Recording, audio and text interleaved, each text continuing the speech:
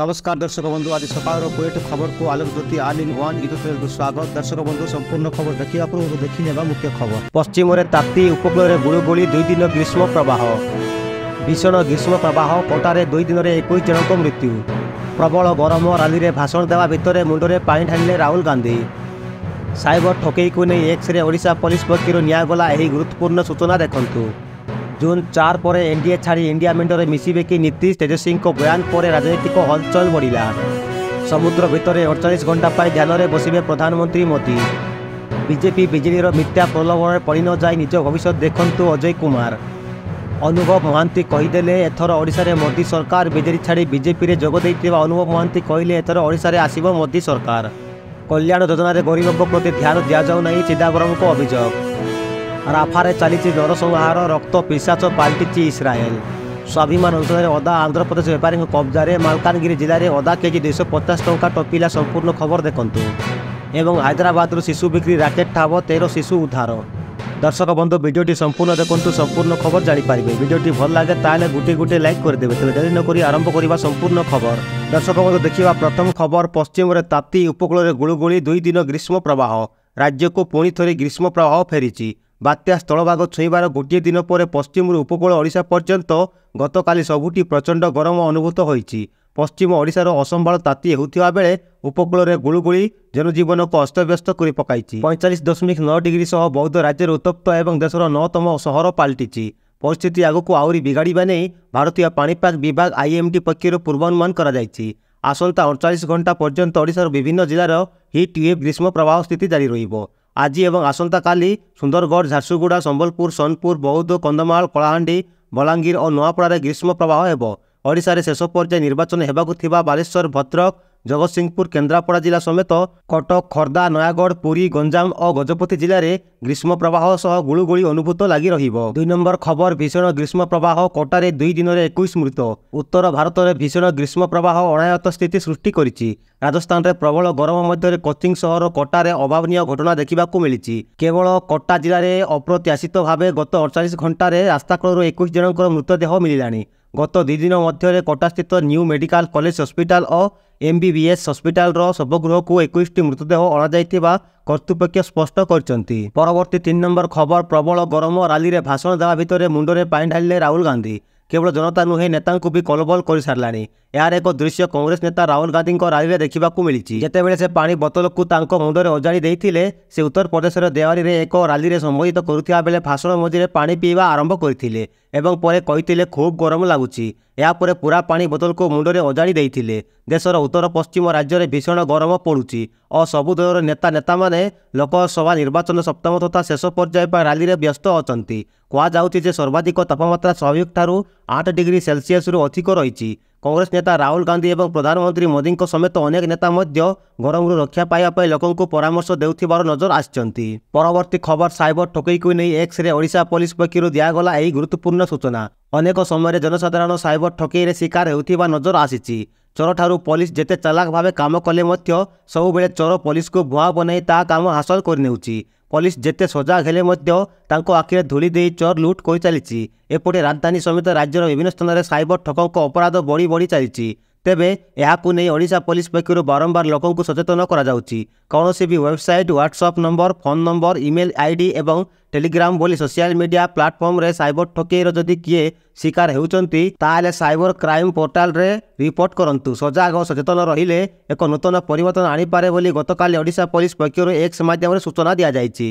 परवर्ती खबर। जून 4 पर एनडीए छाड़ी इंडिया मेंटरे मिसिबे कि नीतीश तेजस्वी बयान पर राजनीतिक हलचल बढ़िला। नीतीश कुमार को नहीं तेजस्वी बड़ बयान देइचंती। से कहते नीतीश जून 4 पर बड़ निष्पत्ति नेबाकू जाउचंती। से निज दल को रक्षा करने को जाई बड़ निष्पत्ति नेबे। एही बयान पर पुणी थे बिहार बड़ धरणर अदल बदल हो पारे बोली पूर्वानुमान करा जाउची। नीतीश एनडीए रु अलगा होई इंडिया मेंट सह आसी पारंती बोली कहा जाउची। तेबे तेजस्वी को एने पचरा से सीधा जवाब दे जून 4 पर बड़ निष्पत्ति हेबो।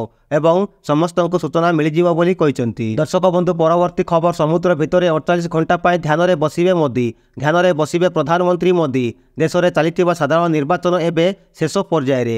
ମେ 30ରେ ଅର୍ଥାତ୍ ଆସନ୍ତାକାଲି ଶେଷ ପର୍ଯ୍ୟାୟ ନିର୍ବାଚନ ପାଇଁ ପ୍ରଚାର ଶେଷ ହେବାକୁ ଯାଉଛି। ପ୍ରଚାର ଶେଷ ହେବା ପରେ ମୋଦି 48 ଘଣ୍ଟା ପାଇଁ ଧ୍ୟାନରେ ବସିବେ ବୋଲି ସୂଚନା ମିଳିଛି। ତାମିଲନାଡୁର କନ୍ୟାକୁମାରୀଠାରେ ଥିବା ସ୍ୱାମୀ ବିବେକାନନ୍ଦ ସ୍ମାରକୀରେ ସେ 48 ଘଣ୍ଟା ଯାଏଁ ଧ୍ୟାନ କରିବେ। ବିବେକାନନ୍ଦ ରକ ସ୍ମାରକୀଟି ସମୁଦ୍ର ଭିତରେ ରହିଛି। ତେଣୁ ମୋଦି ସମୁଦ୍ର ଭିତରକୁ ଯାଇ ଧ୍ୟାନ କରିବେ। ଯେଉଁଠି ବିବେକାନନ୍ଦ 3 ଦିନ ଧରି ଧ୍ୟାନରେ ବସିଥିଲେ ସେହି ସ୍ଥାନରେ ହିଁ ମୋଦି ଧ୍ୟାନ କରିବେ। ମେ 31 ତାରିଖ ସନ୍ଧ୍ୟାରୁ ଜୁନ୍ 1 ତାରିଖ ସନ୍ଧ୍ୟା ଯାଏଁ ମୋଦି ଧ୍ୟାନ କରିବେ ବୋଲି ସୂଚନା ମିଳିଛି।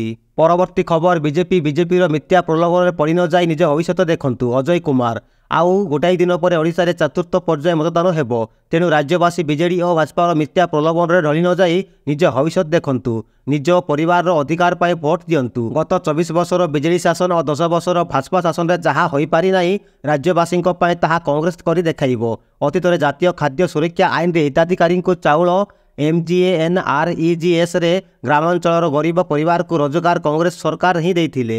କେନ୍ଦ୍ର ଓ ରାଜ୍ୟ ସରକାର କେବଳ କଂଗ୍ରେସ ଯୋଜନାକୁ ନିଜ ନାମରେ କରାଇ ଲୋକଙ୍କୁ ଭଣ୍ଡାଇବାକୁ ଚେଷ୍ଟା କରୁଛନ୍ତି। ତେଣୁ ସେମାନଙ୍କ କଥାରେ ଭାସି ନ ଯାଇ ନିଜର ଭବିଷ୍ୟତ ପାଇଁ କଂଗ୍ରେସକୁ ଭୋଟ ଦିଅନ୍ତୁ ବୋଲି ଓଡ଼ିଶା ପ୍ରଦେଶ କଂଗ୍ରେସ ପ୍ରଭାରୀ ଅଜୟ କୁମାର ଆହ୍ୱାନ କରିଛନ୍ତି। ପରବର୍ତ୍ତୀ ଖବର ନିର୍ବାଚନ ଭିତରେ ବଡ଼ ଖବର IPS DS କୋଟେଙ୍କୁ ସସ୍ପେଣ୍ଡ କଲା ECI। ନିର୍ବାଚନ ଭିତରେ ଆସିଲା ବଡ଼ ଖବର। ବଡ଼ କାର୍ଯ୍ୟାନୁଷ୍ଠାନ ନେଲେ ଭାରତୀୟ ନିର୍ବାଚନ କମିଶନ। IPS ଅଫିସର DS କୋଟେଙ୍କୁ ସସ୍ପେଣ୍ଡ କଲେ ଭାରତୀୟ ନିର୍ବାଚନ କମିଶନ। ଏନେଇ ରାଜ୍ୟ ମୁଖ୍ୟ ନିର୍ବାଚନ ଅଧିକାରୀଙ୍କୁ ନିର୍ଦ୍ଦେଶ ଜାରି କରିଛନ୍ତି। ଭାରତୀୟ ନିର୍ବାଚନ କମିଶନ CMOରେ ସ୍ପେଶାଲ ସେକ୍ରେଟାରୀ ଭାବେ କାର୍ଯ୍ୟ କରୁଥିଲେ DS କୋଟେ। ନିର୍ବାଚନ ପ୍ରକ୍ରିୟାରେ ରାଜନୈତିକ ହସ୍ତକ୍ଷେପ ପାଇଁ ସସ୍ପେଣ୍ଡ କରାଯାଇଛି। ସସ୍ପେଣ୍ଡ ଫଳରେ ନୂଆଦିଲ୍ଲୀ ଆବାସିକ କମିଶନରଙ୍କ ଅଫିସରେ କାର୍ଯ୍ୟ କରିବେ। ଆଜି ଅପରାହ୍ନ 3ଟା ସୁଦ୍ଧା ସେଠାରେ ରିପୋର୍ଟ କରିବାକୁ ନିର୍ଦ୍ଦେଶ ଦେଇଛନ୍ତି ଭାରତୀୟ ନିର୍ବାଚନ କମିଶନ। ପରବର୍ତ୍ତୀ ଖବର ହେଲା ଦମ ଲଗାଇଲେ ଶାହା ଓଡ଼ିଶାରେ ପୁଣି ମାରାଥନ କ୍ୟାମ୍ପେନ୍। ସରି ଆସୁଛି ସମୟ ଶେଷ ଲଢ଼େଇ ପୂର୍ବରୁ ପ୍ରଚାରକୁ ଦମଦାର କରୁଛି ବିଜେପି। ମୋଦି ଶାହାଙ୍କ ଓଡ଼ିଶା କ୍ୟାମ୍ପେନ୍ ଧାରା ଜାରି ରହିଛି। ଏଥର ନିର୍ବାଚନ ସମୟରେ ଚତୁର୍ଥ ଥର ପାଇଁ ଓଡ଼ିଶା ଆସି ପ୍ରଚାର କରିଛନ୍ତି କେନ୍ଦ୍ର ଗୃହମନ୍ତ୍ରୀ ଅମିତ ଶାହା। ଯାଜପୁର ଓ ଜଗତସିଂହପୁର ସଂସଦୀୟ କ୍ଷେତ୍ରରେ ମାରାଥନ କ୍ୟାମ୍ପେନ୍ ସହ ରାଜ୍ୟ ସରକାରଙ୍କୁ କରିଛନ୍ତି ଟାର୍ଗେଟ୍। ଶାହା ସ୍ପଷ୍ଟ ଭାବେ କହିଛନ୍ତି ଯେ 75ରୁ ଅଧିକ ଆସନ ପାଇ ବିଜେପି ଓଡ଼ିଶାରେ ସରକାର ଗଢ଼ିବ। ସେପଟେ କେନ୍ଦ୍ରମନ୍ତ୍ରୀ ଧର୍ମେନ୍ଦ୍ର ପ୍ରଧାନ ମଧ୍ୟ ଏହି ଦୁଇ ସଂସଦୀୟ କ୍ଷେତ୍ରରେ ଦଳୀୟ ପ୍ରାର୍ଥୀଙ୍କ ପାଇଁ ଭୋଟ ମାଗିଛନ୍ତି ବୋଲି ଖବର ମିଳିଛି। ପରବର୍ତ୍ତୀ ଖବର ହେଲା ଅନୁଭବ ମହାନ୍ତି କହିଦେଲେ ଏଥର ଓଡ଼ିଶାରେ ମୋଦି ସରକାର।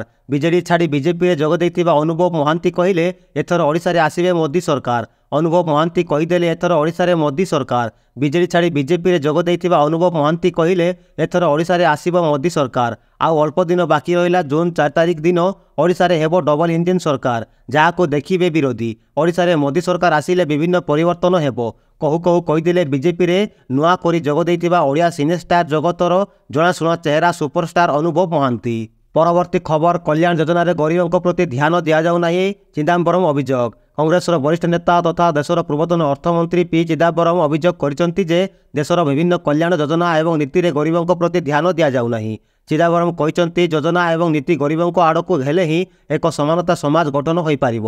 ସେ କହିଛନ୍ତି ଯେପର୍ଯ୍ୟନ୍ତ ଆମେ ଅର୍ଥନୈତିକ ଏବଂ ସାମାଜିକ ସ୍ତରଗୁଡ଼ିକ ବୁଝିପାରୁନାହୁଁ ଏବଂ ନିମ୍ନବର୍ଗ ବିଶେଷ କରି SC ST ତଥା ଅନ୍ୟାନ୍ୟ ପଛୁଆ ବର୍ଗ ପ୍ରତି ଆମର ନୀତି ନିର୍ବାହ କରୁନାହୁଁ ସେ ପର୍ଯ୍ୟନ୍ତ ଏକ ସମାନ୍ତରାଳ ସମାଜ ଗଠନ ହୋଇପାରିବ ନାହିଁ ବୋଲି କହିଛନ୍ତି। ଦର୍ଶକ ବନ୍ଧୁ ପରବର୍ତ୍ତୀ ଖବର ହେଲା ରାଫାରେ ଚାଲିଛି ନରସଂହାର ରକ୍ତ ପିଶାଚ ପାଲଟିଛି ଇସ୍ରାଏଲ।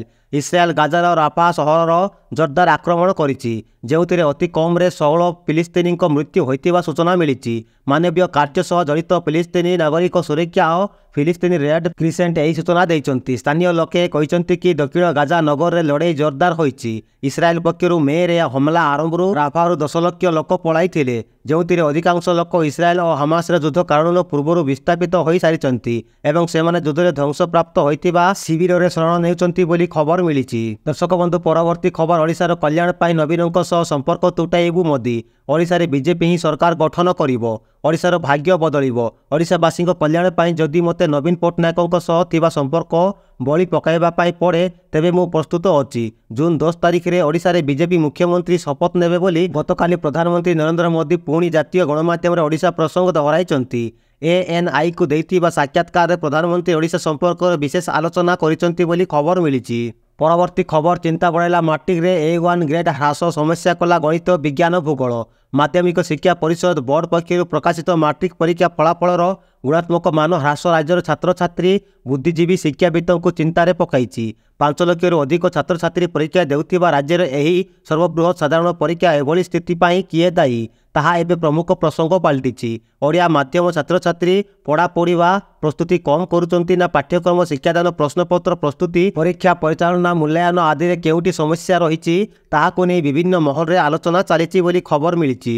परवर्ती खबर ओडिशा रे बीजेपी फेल मारिबो नवीन पट्टनायक। बीजेडी सभापति तथा मुख्यमंत्री नवीन पट्टनायक गतकाली एक वीडियो वार्ता जारी करी बीजेपी को समालोचना करिसेंती। से कहिसेंती जे कर्नाटक तेलंगाना और हिमाचल प्रदेश सरकार गठन करियो बोली बीजेपी दाबी करुथिला किंतु एही 3 राज्य रे सेमाने विफल हेले। ओडिशा रे मध्य बीजेपी फेल मारिबो ओडिशा रे सरकार गठन करि पारिबो नाही। मुख्यमंत्री आउरी कहिसेंती जे बीजेपी रो कैबिनेट मंत्री और अन्य राज्यर मुख्यमंत्री माने ओडिशा आसी आशालीन भाषा व्यवहार करुचंती। एहा ठीक नुहे। सेमाने ओडिशा रो अतिथि भली किंतु एठाकू आसी मिछ अभियोग करुचंती। एथिरु सेमाने क्षांत रहिबाकू नवीन पट्टनायक परामर्श दैचंती। परवर्ती खबर स्वाभिमान अंचल अदा आंध्र प्रदेश व्यापारी कब्जारे। मालकानगिरी जिले में अदा केजी 250 टंका टपिला। स्वाभिमान अंचल अमल होता अदा एवं आंध्र प्रदेश व्यापारी कब्जारे थिबारु मालकानगिरी जिले में अदा केजी 250 टंकार ऊर्ध्व दर बिक्री होउची।